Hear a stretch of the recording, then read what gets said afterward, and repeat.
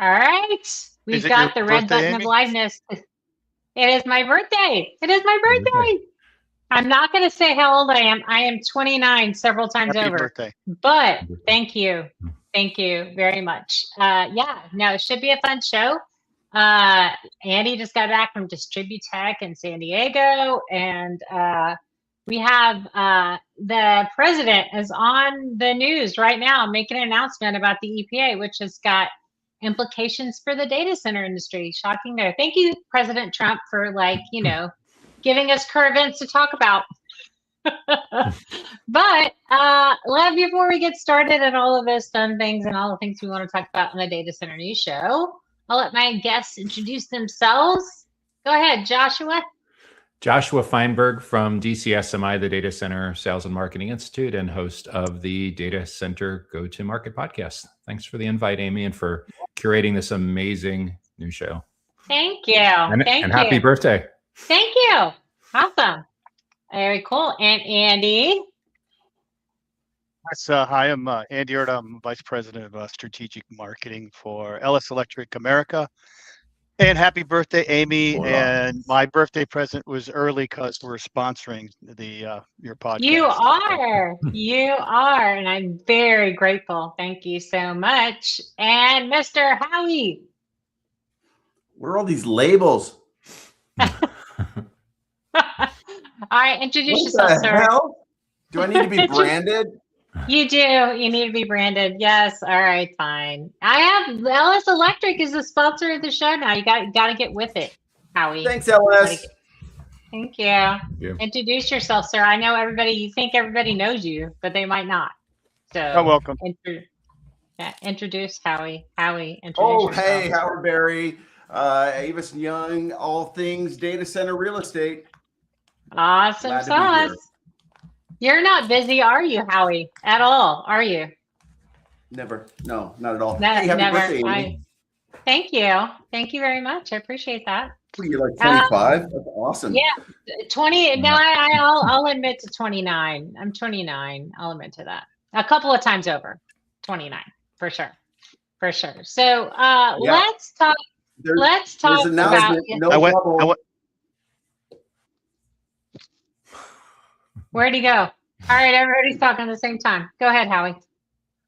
I said there's an announcement. There's no bubble. This isn't stopping. Oh, did they finally announce? Thank you. Thank the Lord they finally announced this. Even though we were all saying, "Oh, you're announcing it." Okay, it's first on the show, even though I've said it a million times. There is no bubble. There is no bubble. Unless you're blowing bubbles. I should bring that on the show. Let's blow some bubbles on the show. I don't know. Yeah, there's no AI bubble. Yeah, no, I know. I don't think we hadn't even gotten to the close to what we're trying to do, especially with all the, what is it?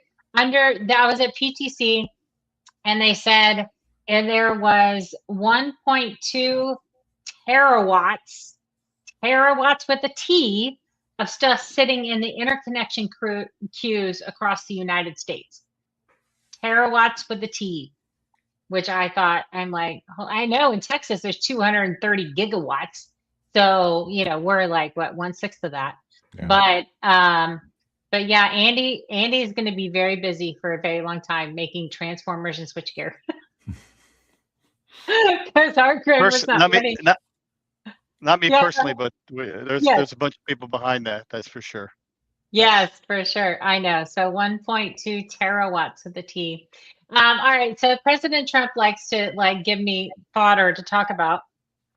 So the EPA just came out and is announcing all of these rollbacks on all these EPA regulations that were put in place without a laws passed in Congress. So EPA was doing a bunch of regulations around a lot of different things. It has implications in the data center industry. So from especially on a power generation side, there's going to be expedited permitting around on-site power generation, some other things, which I think is all good for the industry as we try to figure out how we move our path forward. I think it will also create unintentionally or maybe intentionally some backlash from all the people who already hate the data center industry. Because did you not know we're evil, even though we're not evil, but apparently we're evil. So I don't know. What do y'all think? It needed to be done. In my opinion, it needed to be done. I didn't really understand some of it, but it's a good thing, I guess. We can go build more power, build more power generation. We can have easier time building data centers. What do you think? Is it needed, Howie? Was it needed? Was it not needed? I don't think anything makes it easier. It's always difficult, right? And perception, I think what really needs to happen, because I'm seeing county by county across the country where, all of a sudden there's a brand new multi-gigawatt data center being built in Kentucky, and everybody's saying, okay, they're going to scorch the earth, they're going to use all our water.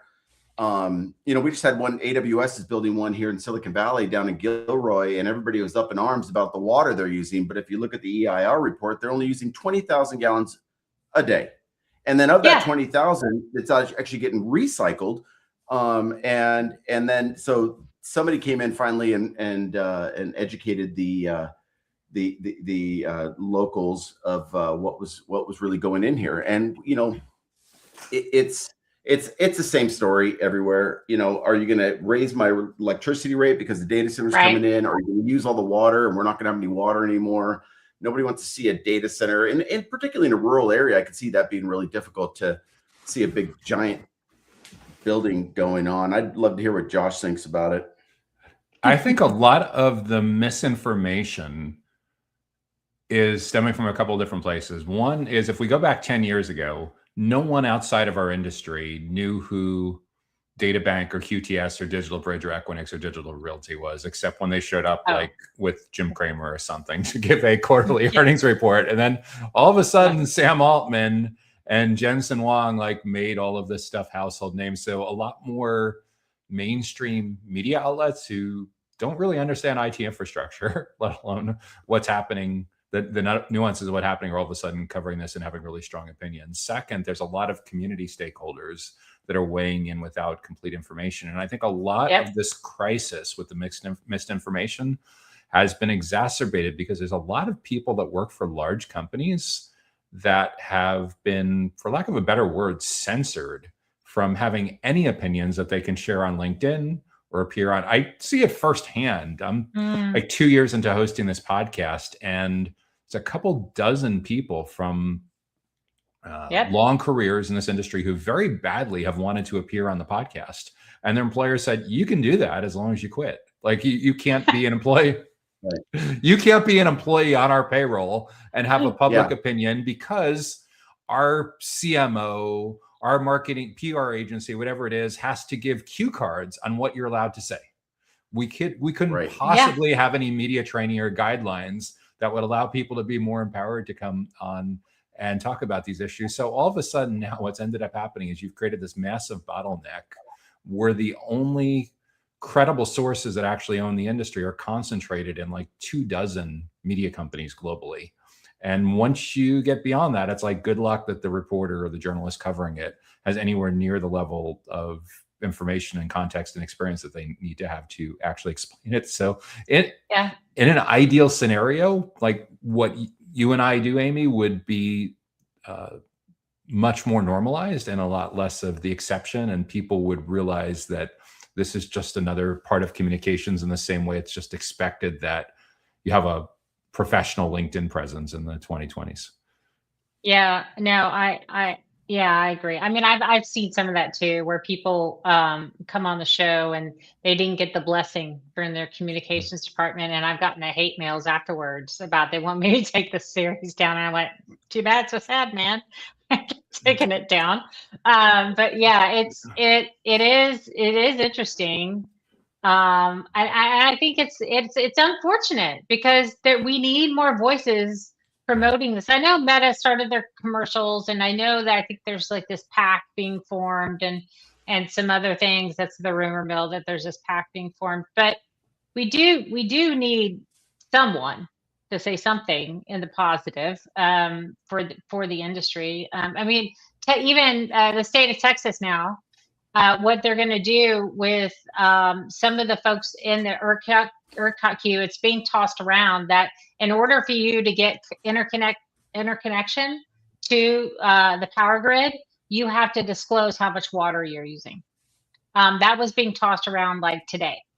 And I'm like, it's not an issue. It's a non-issue. Like but people are making it an issue.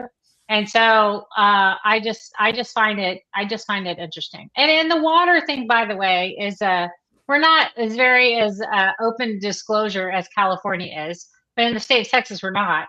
But it is like this big moving target, and you don't really know how much water you really need to use. But most people are saying you're using closed loop systems and things like that. And one of the counties that I'm building in, they were going to mandate closed loop systems. And I was just like, wait, hold on, time out, man. Like, we don't know what the cooling system's going to be 6 months from now, much less you mandating them using something that might not be in existence in 6 months. We might all go to immersion, or we might go over here, or we might go over there. Closed loop seems to be the popular cooling of choice, but it just is interesting that the data centers, it just seems like over yesterday, has become this huge thing and this huge phenomena, and all this backlash is just kind of swelled to this point. I don't know. But look how fast it came on, right? It was bound to be like this. Like to Joshua's point, that before nobody knew anything going on in the data center industry. It was such a secretive industry, and they wanted to do data center industry wanted nothing to do with anybody else. They just did their business, and now it's mainstream and it's popping up and it's going as fast as it can. And this is, rightfully so. Everybody's being cautious in that, hey, what are we signing up for here? What are we getting? And it's funny when you watch these city council meetings in extreme rural areas, you watch and you could see the mayor or certain people on the that are in the committee they want to try to push because they see revenue. Yeah. Right. Wow. And everybody else, and then there's always like one or two people are going, whoa, hold on. There's some putting the brakes on. What are we doing? What is this? Yeah. And they don't. You have to be fully educated on what you're getting signed up for.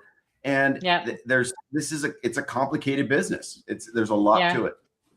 I'm surprised Buddy Reiser doesn't have a speaker tour, and he goes around to all of these like communities and go, this is what you're getting in for. This is probably what you should be doing.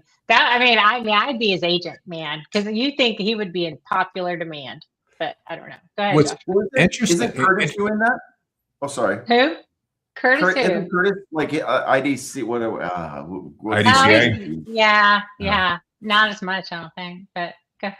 Yeah. I see a lot of developers and some of the larger REITs that are starting to hire someone whose job is basically tasked with government affairs. And they don't mean like figuring out the policy so much, is that like their primary job is going to be going to conferences and growing awareness in ecosystems where there's community stakeholders, primarily focused on not just elected officials, but regulators, utility companies, and community activists. This came up about 2 years ago. I interviewed someone on the podcast, a longtime co-location marketing executive that was moving over into a new role at CyrusOne, Blair Felter. And she mentioned that one of her big initiatives was to significantly invest in that buyer persona and that stakeholder that really needed to have a much better understanding as to what's really going on. So they could be out in front of providing the information as opposed to letting the media outlet and political agendas and things like that control the flow of information. I think there's significant differences globally in how this is approached as well. I've had people from large companies who are very, very permissioned to be able to come on the podcast and give great interviews on what they do from a tactical perspective with marketing and sales enablement and partner strategy and everything. But the big difference is they're not located in the US. For some reason, there's something about the culture of, I don't know whether it's that the PR agencies got together with the lawyers and the regulation, and maybe there's all of these NDAs that were signed, but they have teeth in the US, but they don't have teeth in the US. But there's no doubt about it that it's been far easier for when I've been interested in interviewing Fortune 1000 guests, that they are disproportionately coming from outside the US. Another less savory trend that I've also seen is if people are paying attention to those big collages that I do with all the guest pictures, I would love, I'd love to have much better gender balance than we currently had. I had phenomenal women mentors early on in the first 10, 15 years of my career, and we banged our head against the wall to keep getting that number up higher and higher. But here's another bizarre thing. When I see people that are being blocked from being on the podcast, when I ask, for example, if I'd ask 20, 30 women, it seems that the permission blocking is primarily happening in the US. So if you look at the great women and later great women in the data center industry interviews that I've hosted, disproportionately, they've been in sales and marketing and product leadership roles outside of the US. I can't put my finger on exactly what's causing it, but I've had a number of times where I've invited someone that would be in the position to step forward and achieve a lot of outcomes that they're looking for, and a boss steps in, a policy steps in, or what have you, and all of a sudden it's diverted to someone else. And it's strange. I'm not big into digging for investigative journalism to figure out exactly what's going on, but it's even with relatively small sample sizes. With, I think we've had 90 guests on so far, but yeah, it's definitely showing up as something significant.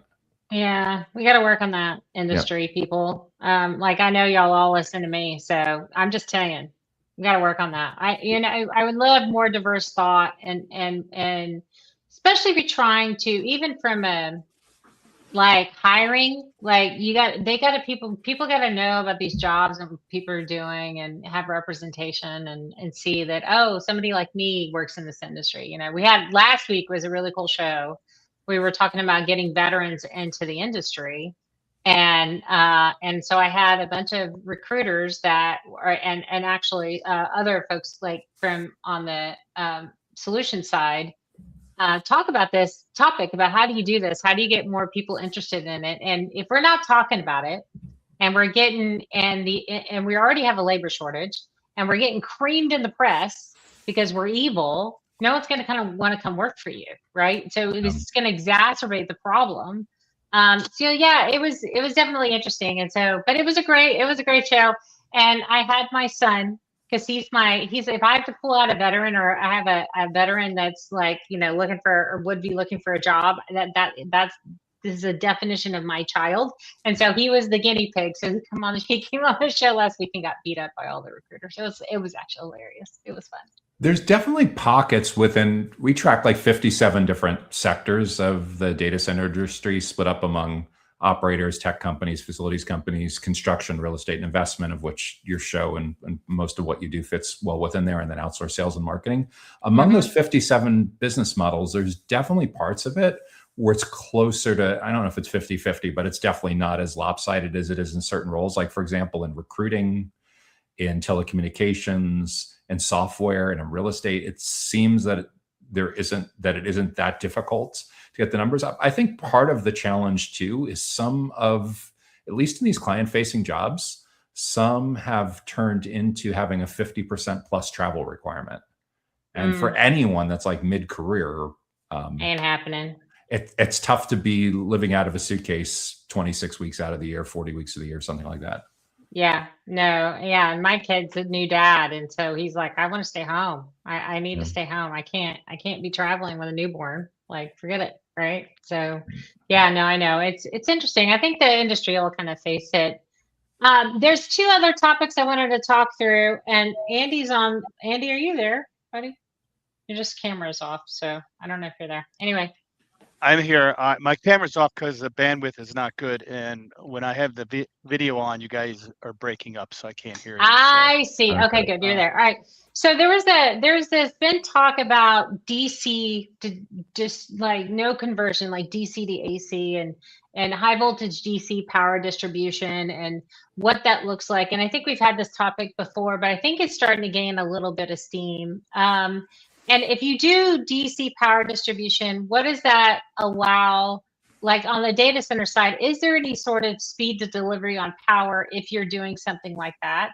And I just wanted to get like, because this the game in the data center industry is speed to delivery, and the biggest bottleneck is the power being available.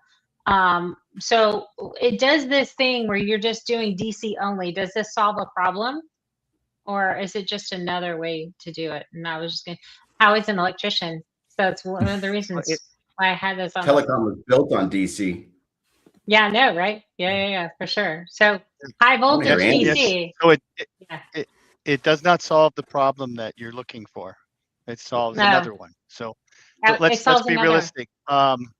So NVIDIA won't have its DC rack out with the high capacity for over I projected a year and a half or so.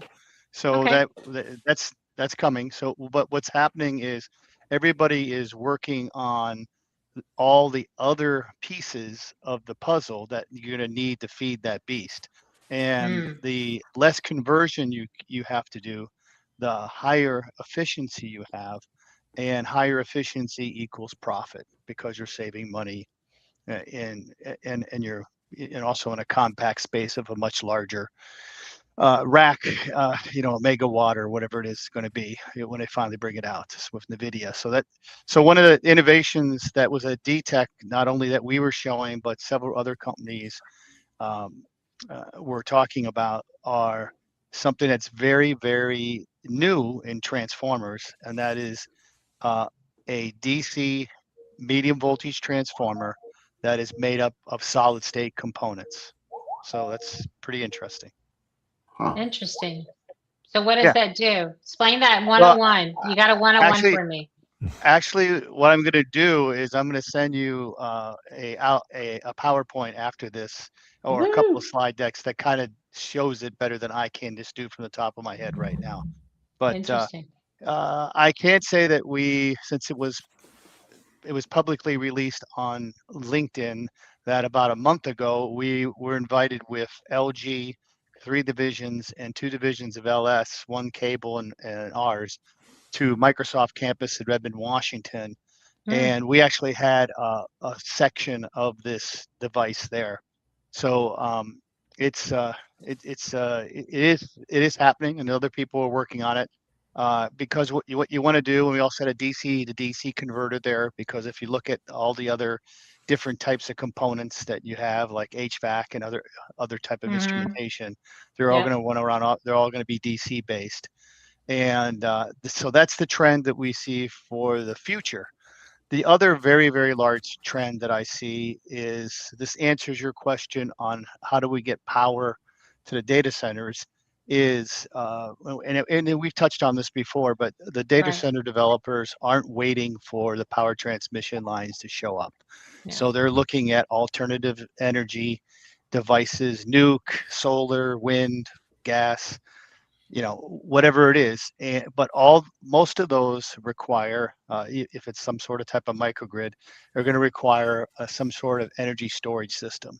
So if you want to talk about a bubble, even if the data center business slows down significantly for whatever reason, the next big trend that's going to take us through the next at least 5 years, in my opinion, maybe longer, maybe 10 years, is battery energy storage systems, because it continues to evolve and keep to move forward.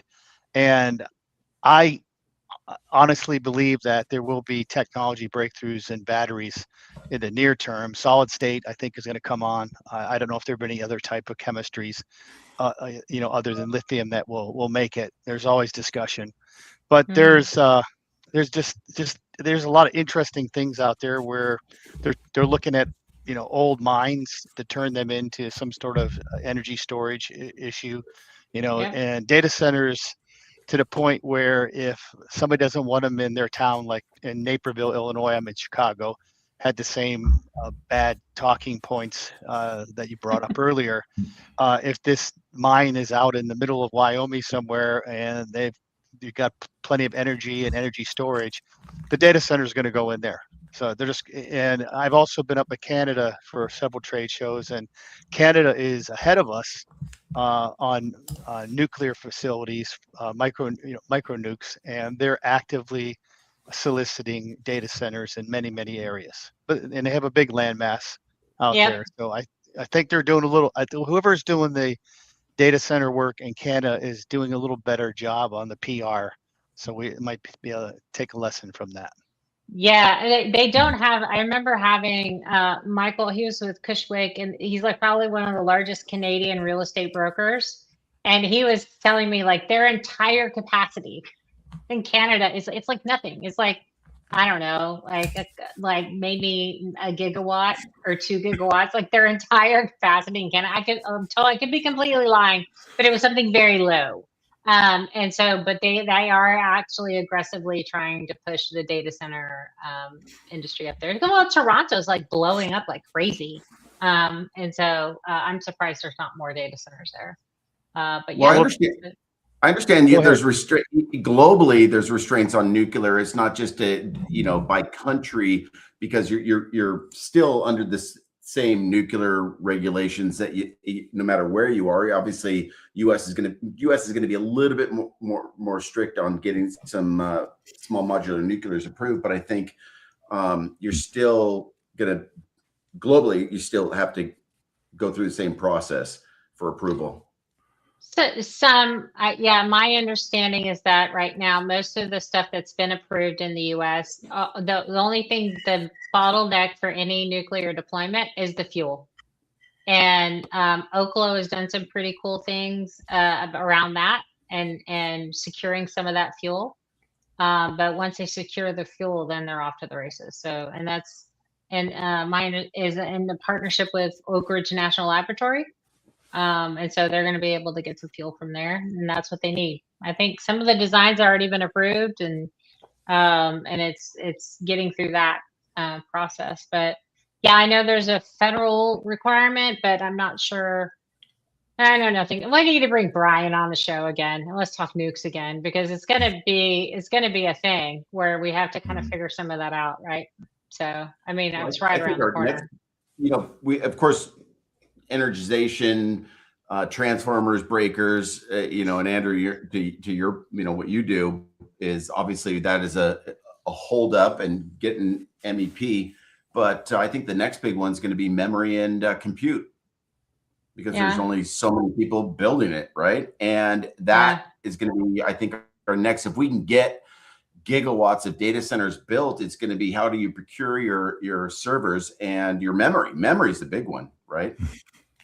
Yeah. Actually, I just want to add on to that. My son is a bit of a computer nerd, and he likes to build his own computers. He's actually a engineer, and he has said that NVIDIA has actually come out and basically obsoleted or limited production on certain graphics cards because they're diverting that production for AI chips.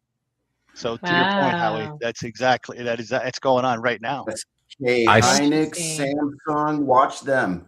Right. Yeah. I saw a post on LinkedIn a couple of hours ago from someone that I've known for years. It was on my podcast a year or two ago, Brendan Pecorillo, who runs sales for a GPU as a service company. And he was talking about this theory that NVIDIA was so close in the loop on OpenAI's roadmap that they started to basically disable their non-data center chips to prevent people from getting their legacy chips that they had hanging around from the late 2010s, back when NVIDIA was primarily a company that made graphics cards for Dell. Yeah, exactly.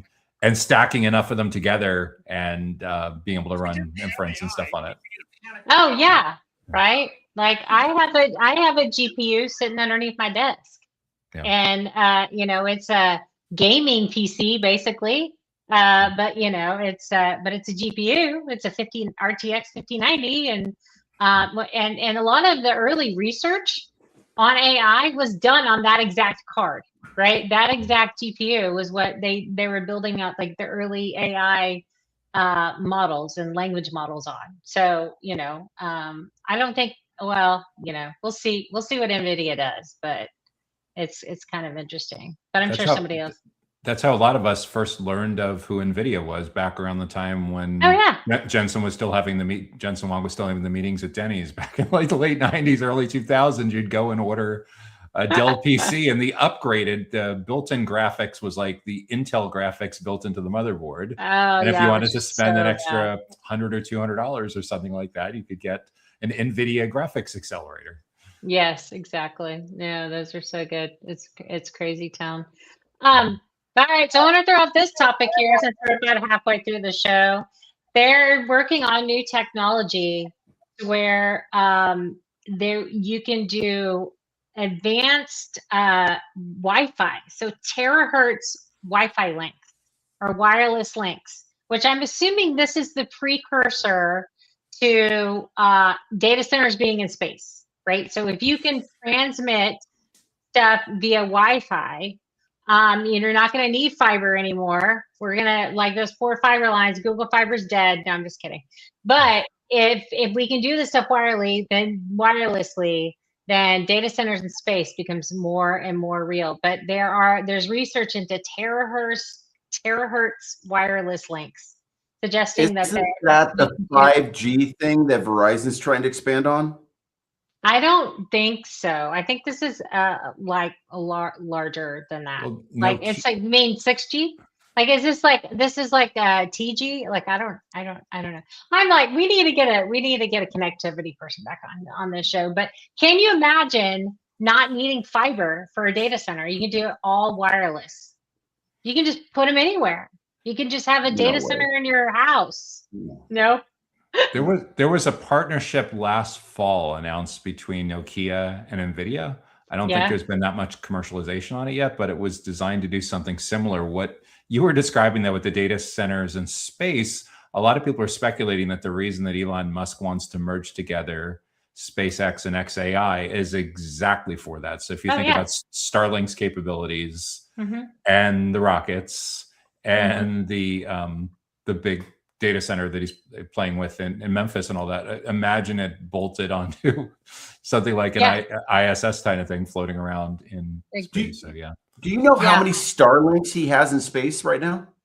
No. No. I know he's getting some legit competition about to get some legit competition from Amazon. Take a guess. Take a wild guess. How many Starlinks are up there, and how many are approved to go up?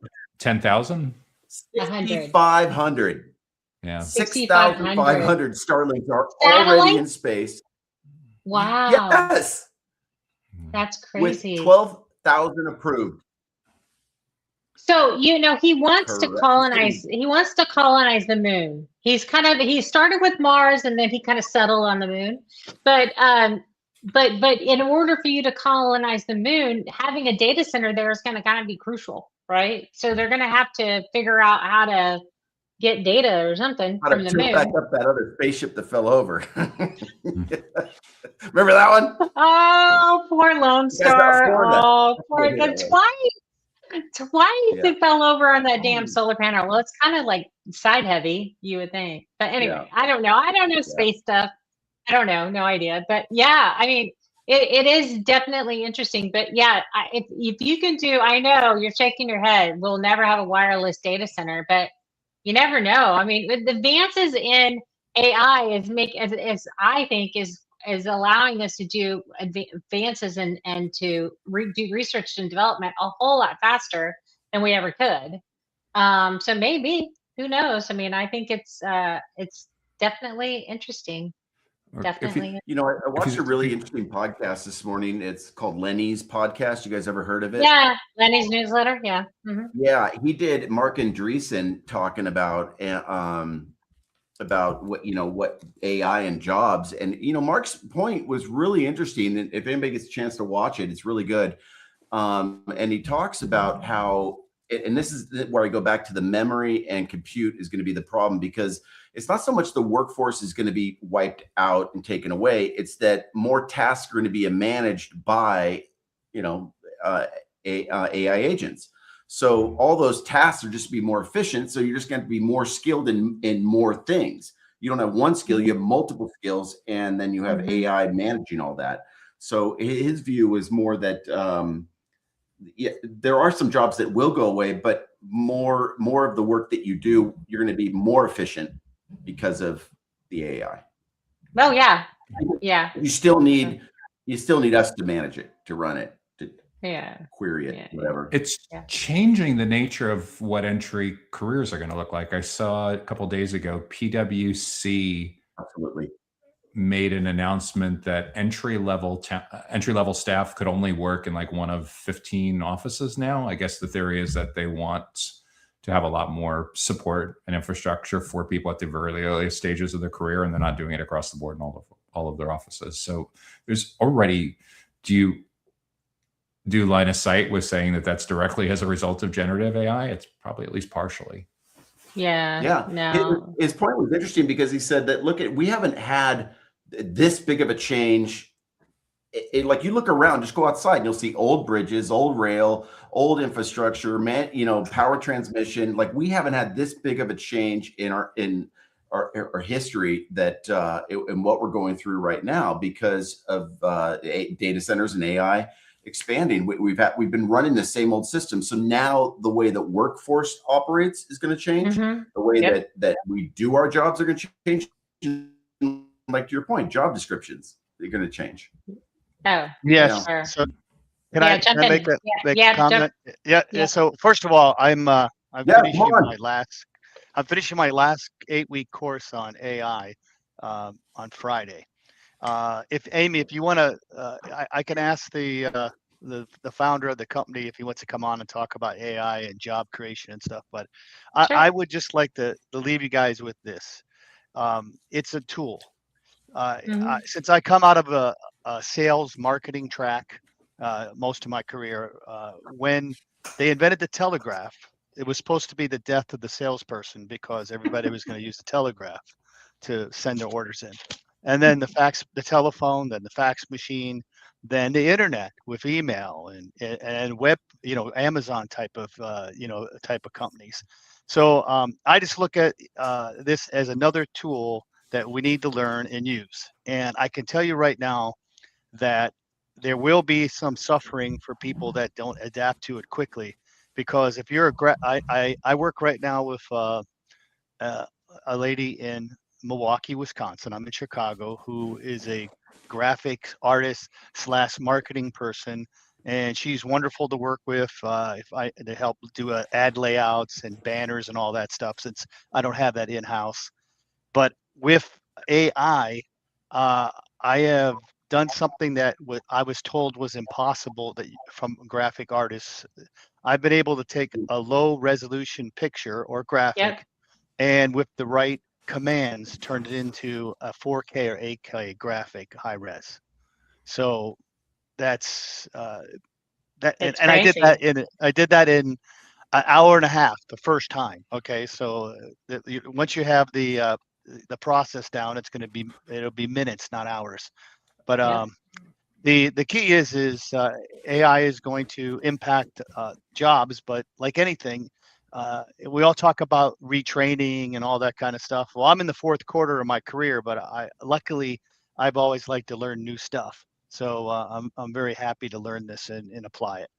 And I run a very tight organization. And the other problem we have is I've been trying to hire people for months, and it just can't find the right person that seems like they're willing to work and actually come into the office on occasion, a hybrid role, and doesn't want to make more money than I do.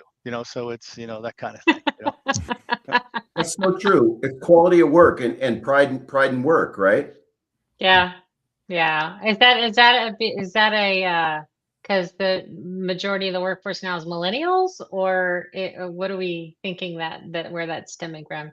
Yeah, we look at how we say, your kids are millennials. You do know this, right? So, and your kids work Gen hard. Z. Sure. Yeah. Yeah. For There's sure. Gen Z. And my Oh, tip there's Z. Oh, okay.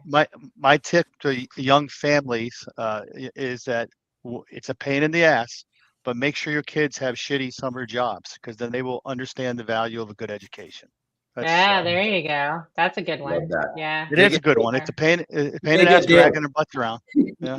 Well, they'll also figure out like which majors and career paths to choose based on lifestyles that they want, because they'll realize how difficult it is to be able to save up enough for the down payment on the car. Exactly. That's Or the what other it costs to thing. put gas or insurance on the car. That's the other thing is they need to contribute, if not pay for the car insurance. That's the other thing when they're driving. Exactly. God, we sound like a bunch of old fogies, don't we? Well, no, That it's not we old do. fogies. It's the same thing that kind of Yeah, we did. I was We taught. did. But Mhm. hey, listen, I don't want to brag, but one is an engineer and he's doing quite well, and he actually works for a competitor of my current company, which is hilarious. And That's not the but brag. on the automation side, not on the breaker switchgear side, which is Yeah. what's really growing. And then my other one is a dentist that has her own business and is doing phenomenally well. Phenomenal. She's Good kids. doing That's awesome. All right, and then this is the next question for Howie, and I because I kind of am a developer too. So are you seeing clients or like end users who are looking for data center sites that are finally getting getting over the fact that they have to be connected to the grid? Is that still an anomaly, or is that becoming commonplace now? Because that's going to determine how we kind of move forward with these things. We are leaning into bridge solution acceptance. We are not leaning into islanded power solutions 100% yet. Some kind of, it depends on it. We're seeing some looks at islanded power solutions. But it's not, it's slowly getting it done. We're getting there. I say 26 is the year of the acceptance of islanded power solution. You're going to have no options, because the amount of, what Duke Energy requiring you to put a $50 million deposit up and then wait till 2032, 3 to get the power. Yeah. Nobody wants to do that. No. Yeah. No. So I know. If I have to be in a region and I need to be specifically because my clients want to be there, I'm going to, start solving some problems. Yeah. So some of the most of the sites I have are in Texas, and forget it. Like, I can't do the New Yorker, forget about it. Like, I don't have it. It's a Texas accent. It doesn't look, but it basically, you know what I'm saying? Like, forget it. Like, you're not going to get power for a decade. Like, let's be real. Like, you might find small pockets of stranded power here or there. No, but nothing hyperscale like you're just not going to find it. There's no I know you found your site, but that's a rare occasion when you're going to find a gigawatt of power just sitting out there in Texas. Like, it's just 1.65. I know you're all excited. 1.65 gigawatt interconnect agreement. We're going. I know. Good for you, man. That's awesome. For the announcement. Should I do it here? Maybe. You better announce it here. I mean, that's pretty cool. You've been working on that thing for a couple of years now, so it's just really awesome. Yeah, we're cooking. But in Texas, that does not exist anymore. We got 200 gigawatts sitting in the queue, and they don't even know what the hell to do with that.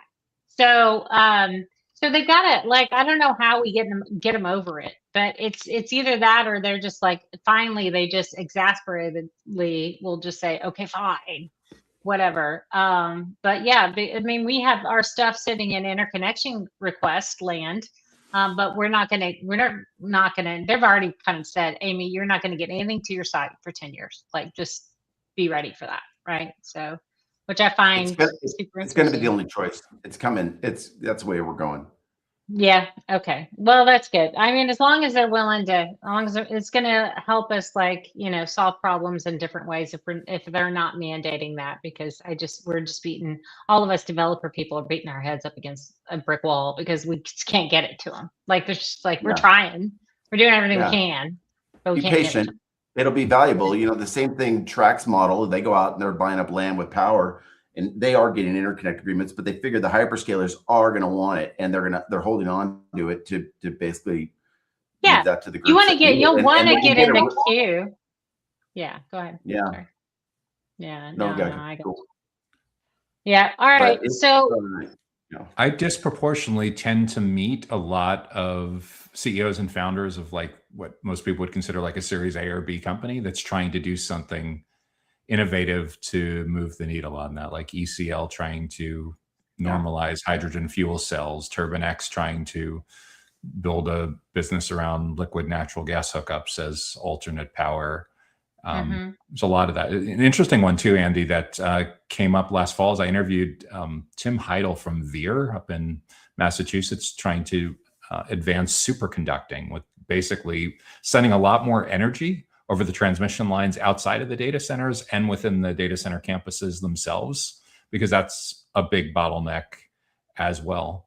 Haven't had that many people that wanted to step forward and talk about the practical startup curve on small modular nuclear yet. I'm waiting for those folks to show up, but the liquid natural gas has been a lot more vocal. Fuel cells have been a lot more vocal, certainly energy storage. Oh, an interesting one too is I had some founders on that are building an energy marketplace on the feeling that most of the information about energy availability happens now very informally at conferences, and they basically want to build like a central clearinghouse marketplace. And they said part of the challenge with doing that is there's no standard language that's used to communicate availability and communicate requirements. So they're trying to standardize to make this possible for a marketplace to help advance who has power and who has energy available in certain markets.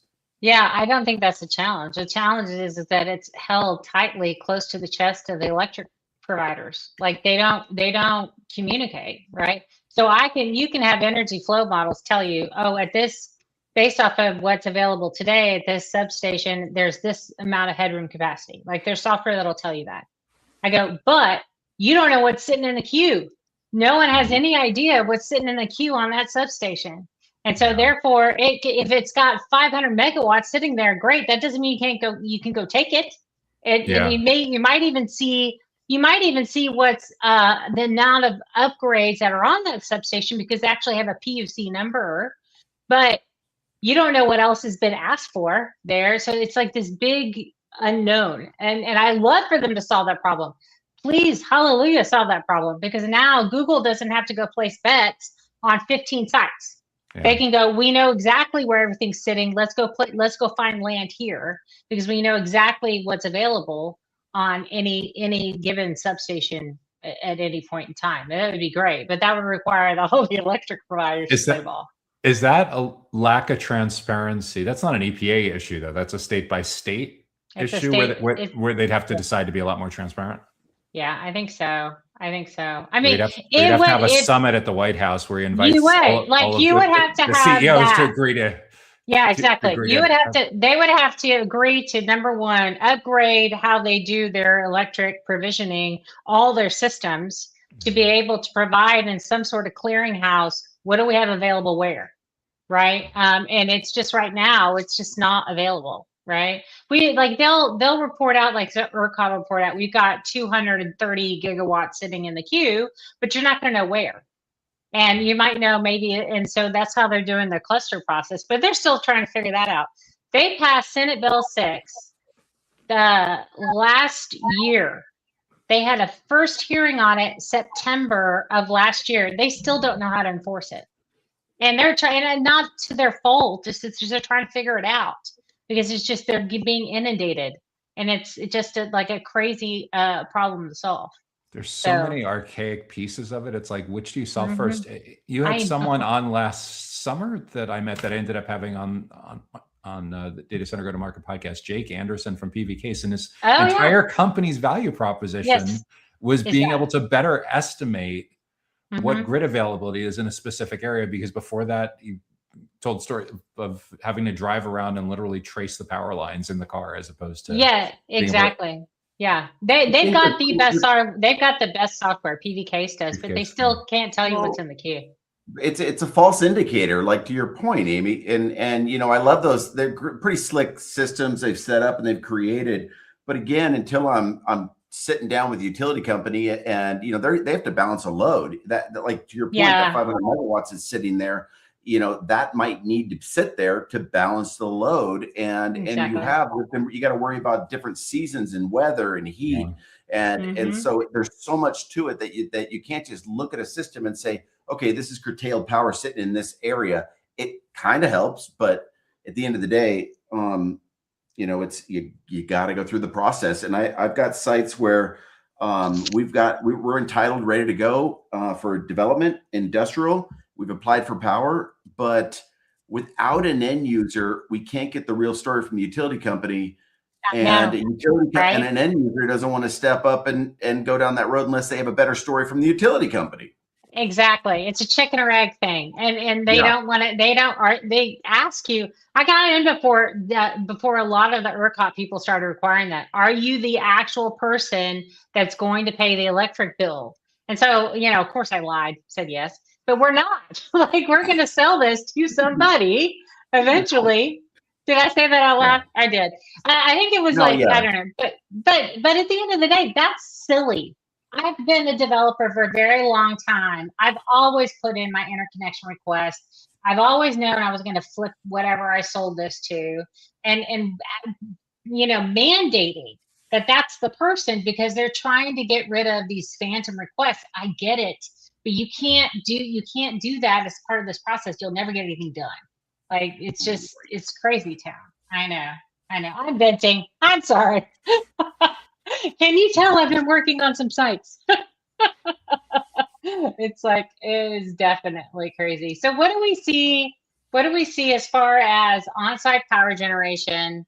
And then the other thing too is, I think on this DC no DC conversion, where this high voltage DC thing is, does this allow more renewable sources to play? They already kind of do, but is it, and this is probably an Andy question, does it allow, because my understanding is a lot of the renewable comes in DC, so maybe we can blend more solar and wind and whatever it might be. That's, Trump's against wind, but whatever. Can we get... That's 100% yes, Amy. Sorry to cut you off. No, go keep going. I was trying to formulate my question, but you know what I'm saying. So we actually have a digital. We have a beta e-house going in South Korea at our VFD factory, variable frequency drive. That is, I got a solar array which feeds into the e-house, which has a battery energy storage system in it. It has some traditional transformers and vacuum circuit breakers, but it also has a solid state transformer and less breakers. So there's less hardware in the solid state DC than having to step down from the AC to DC. So it's kind of a backup system. We have a traditional and the new system that'll be under a test. And that is, I believe, going to be up and running at the end of this month in Korea. So I'll check on that. I have a slide on what that looks like. I did find cool. That presentation I was talking about. So after this, Amy, what I'm going to do is, if for some reason I have to, for encryption and stuff, I have to change PDFs to, PowerPoints to PDFs, and it didn't take. So I got to figure out why it didn't work. So okay. I'll pull a couple slides out and I'll email them to you, and then maybe you can post them for whoever wants to look at them. Yeah, that would be great.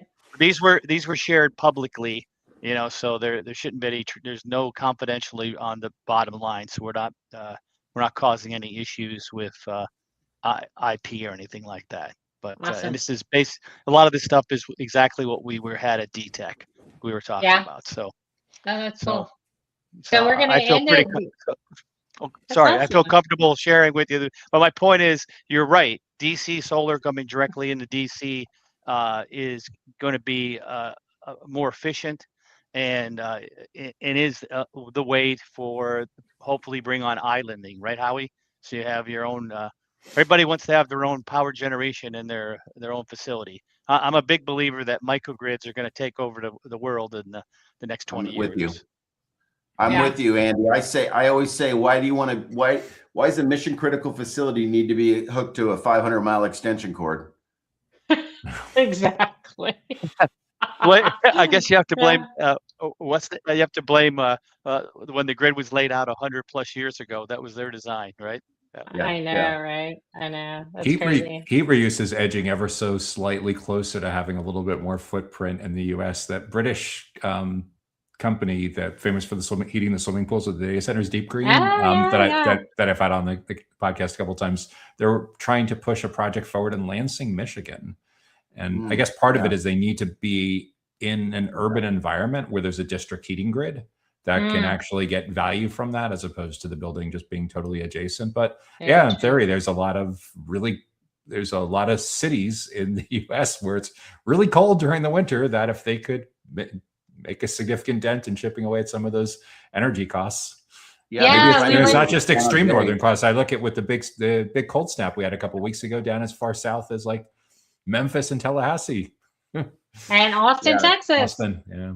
Yeah, they're trying to do that, Josh, in San Jose, and I'm like it's been 70 degrees here in the winter. It's like, I'm like, it's not gonna work. Yeah.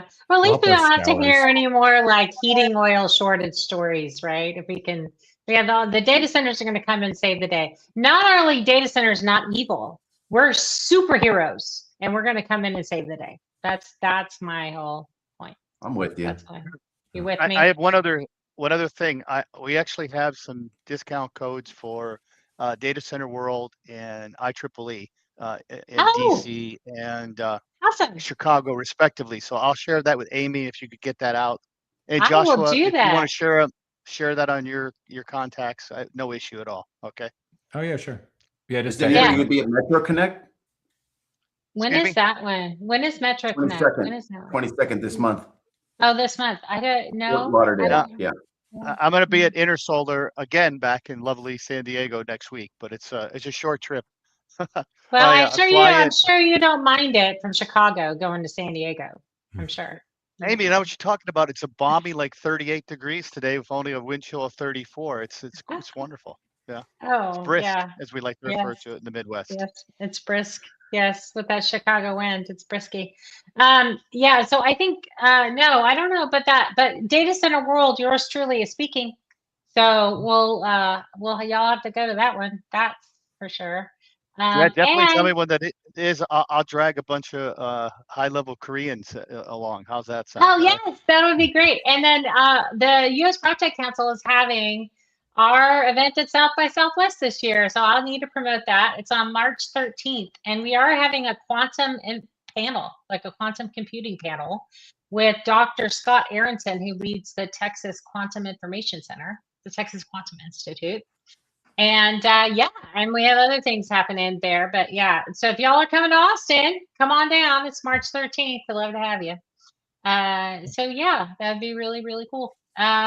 And then, yes, I will be at DCW and then probably DCD New York. And, it's that season again, everybody. It's data center conference time. There's one every week. We'll be at DCD New York also. So good. Yeah. Yeah, that'll be super fun. Yeah, for sure. All right. Well, look at that. We like an hour flies with y'all. We have so much fun. And then the show's over and like, darn. Show is over. All right. But if somebody would like to get a hold of you, Joshua, how could they do that? LinkedIn, by far and away the best place. You can also sign up for our free newsletter at dcsmi.com. And him and I host the best 2 podcasts on data centers, just saying out loud. We're pretty cool. Absolutely. All right, Howie. You can reach me. I'm also on LinkedIn and Howard under Howard Berry. I should change to Howie. Also, you can email me at howard.berry, BERRY, @avisandyoung.com. Or ask ChatGPT. It gives my contact out for some reason now. I get a lot of farmers calling me. That's awesome. You should change it Howie everywhere. Like it should just be Howie Berry at Avis and Young and Howie. I know. Work on it. Work on it, Howie. All right. Not like, I don't tell you what to do, but okay. All right. Andy. Just be careful. They're not thinking it's Halle Berry. They're trying to get a hold of that. I look just like her. Yeah. So LinkedIn is the best way for most people to get a hold of me. So it's I've been on there. In fact, I already reached out to Joshua on LinkedIn while we were having the meeting. So Oh yeah, I saw that's the that. Cool. best. Yeah, I'll And get back to then, you in a few minutes. What about me? my email is long. It's Andy Erta. There's no dots or dashes at elliselectricamerica.com. So it's a mouthful. Very cool. But Yes, sir. if we connect on LinkedIn, I accept just about everybody except for people that are trying to take over Oh. my assets for investments. So Oh, or I turn those SEO down. people, or who else is it? Like SEO people want to do wealth management. I get all those. Oh my Lord, drive me bananas. All right, this has been the Data Center News Show, Wealth management. sponsored Hey, by I have to LS apologize. Electric. You got to go. Thank you. I have to run. I'm late for the next meeting. And by the way, Howie and Joshua, it's very nice meeting you. And hopefully we likewise, can Andy. meet You too, in Andy. person in the future. Be nice. Thank I you. sent you a link. All Peace right. and peace. Thank you. Bye. There you go. All right, y'all. Another show next week. Hasta. Awesome. Be See you good. later. Thanks, Amy. Thanks, Howie. Thanks. Take care now. All right. Thanks, guys.